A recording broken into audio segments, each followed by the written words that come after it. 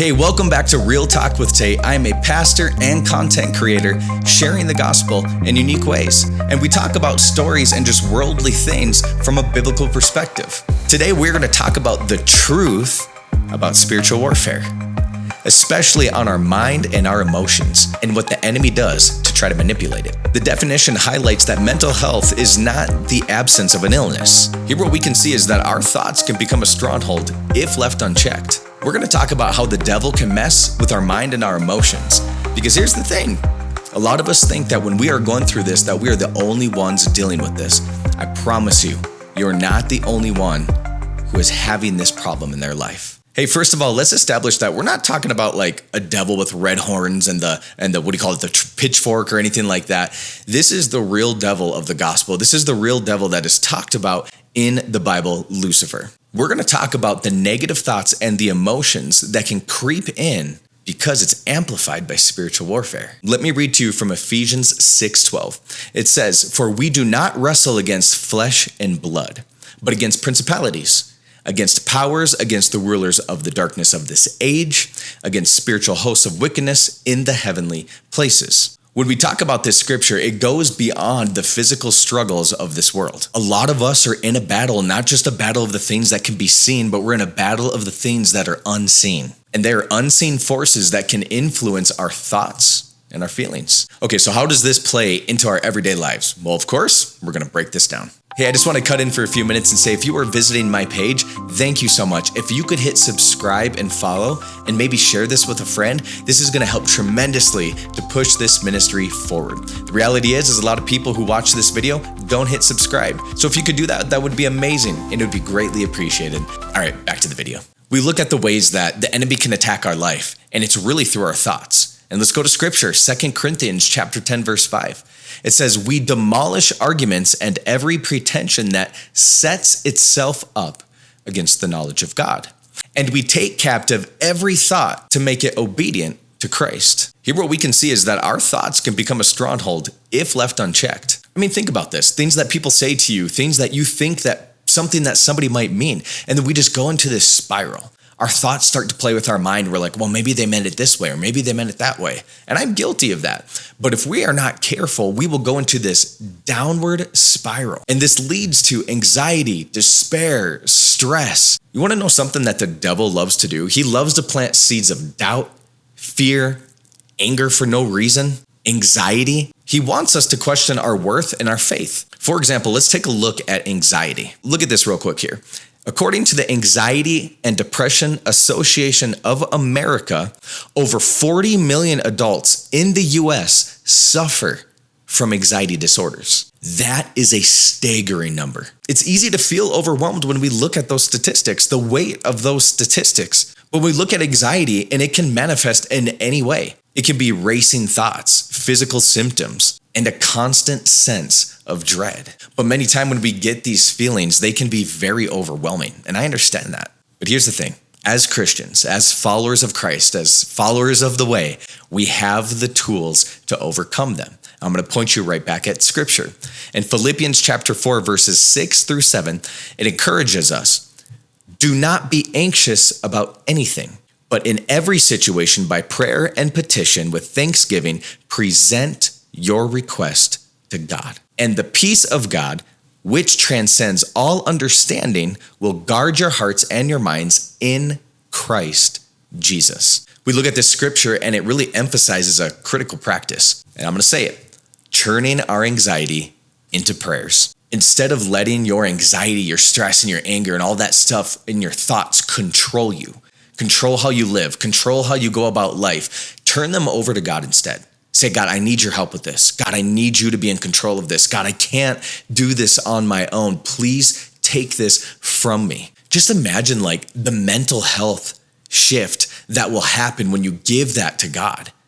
Think of the mental health that is going to become so much better because you're saying, "God, I'm going to go to you in prayer and I'm not going to handle this on my own because I don't need to. I know you're going to help me through it." Because the reality is when we do this, we invite the peace of God into our hearts. We invite the peace of God into our minds, and this will effectively conquer the attack of the enemy. Yes, even on your mind, we can conquer that. All right, now let's talk about emotions a little bit. Oftentimes, the enemy, the devil, is going to want you to feel just a sense of inadequacy and loneliness in your life. In Psalm 42:11, check out what this says. The psalmist says, "Why, my soul, are you downcast? Why so disturbed within me?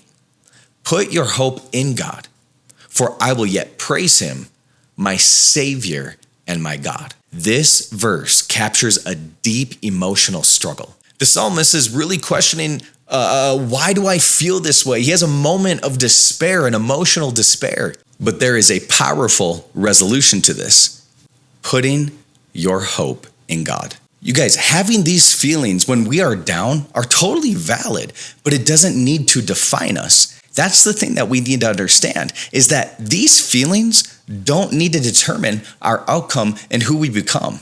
The enemy wants us to completely isolate ourselves and to think that, nobody else can even just relate to what I'm going through. But the matter of the fact is a lot of people go through this struggle. And here's the thing, when it comes to mental health, community is so vital.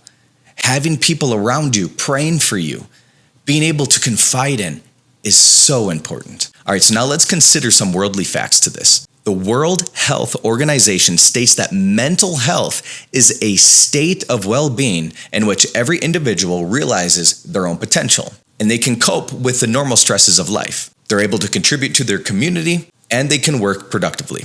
The definition highlights that mental health is not the absence of an illness, but encompasses a holistic state of thriving. It's about flourishing in our relationships, our work, and our faith. And honestly, that is where spiritual health ties into all of this. When we are spiritually anchored, we are better to handle the challenges that life is going to throw at you. Our faith provides us with resilience, hope, and a healing. So how can we fortify our minds against the enemy's attacks, against the enemy's lies, against the enemy's just junk that he's going to throw at you? First, immerse yourself in Scripture.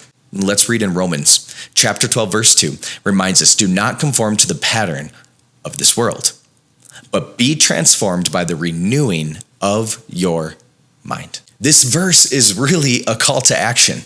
This verse is not saying, hey, accept the negativity that is going to try to encompass your life. Don't accept it, but instead be resilient towards it. Renew your minds in Christ. Read Scripture, worship, pray. When we regularly read the Bible and just meditate on the Word of God, it is going to reshape your mind. It is going to shape how you think, how you act, how you talk, and it's going to change it all for the better. When we fill our minds with the Word of God, it is going to counterattack the enemy's lies. It's going to counterattack the enemy's thoughts, and it is going to do a healing in your life. Second, and I kind of said this before, but engage in prayer and worship. These practices are going to help us refocus our mind on the goodness of God, and it's going to help us take care of those problems in our life. Worship, in particular, can be incredibly transforming. It shifts our perspective from our challenges to God's presence, to God's greatness, to God's goodness, reminding us of His sovereignty and His love. A thing that I talked about early on that I want to hit on that I think is so good is don't underestimate the power of having a good community around you. Surround yourself with other believers who are going to be very uplifting and encourage you through your life. Because when you go through these emotional struggles,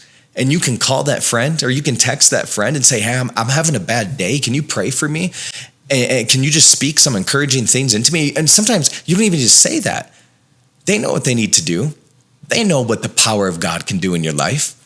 When we read Scripture again, Galatians chapter 6, verse 2, it says, carry each other's burdens, and in this way, you will fulfill the law of Christ. This verse really emphasizes the importance of accountability and support from your community. When you can have those people that you can confide in, when you have those people that you can go to and just share your struggles with, it's going to make you feel a whole lot better. It's going to make you feel like, hey, I'm not alone in this. They understand what I'm going through. Maybe they walked through similar things that they can share personal testimonies. And if not, they can still help you through it. And it is an opportunity for other people to speak truth into your life, especially when you can't see it yourself. I tell people all the time, you'll hear me say this all the time. If you've ever heard a sermon of mine, if you've ever been in like our Bible studies or anything like that, or even one-on-one, I tell people always get at least one person that you can confide in, that you know that you can say, hey, I can say anything to you and you're not going to judge me harshly, or you're not going to judge me at all. And that you know that whatever you say between you two stays between you two. That can pray with you and that can also help you through your emotions. So remember that when we wrap this up, the battle for our mind and our emotions is real. The devil is going to try to mess with us, but with God's word, through prayer, and through having a strong community, we can stand strong. You have the power to take control of your thoughts through God's word, through just leaning and pressing into God and saying, God, I need you to help me. He is going to give you the means to take that control, to be able to say, hey, I don't need to believe what the world wants me to believe. God is saying, I'm here for you.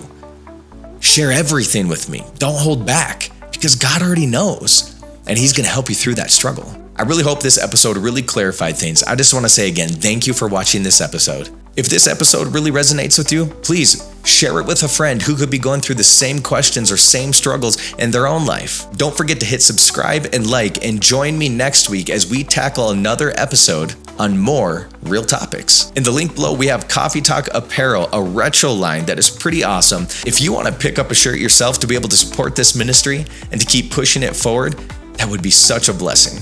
Until then, keep your thoughts fixed on what is good and what is true. I'm out.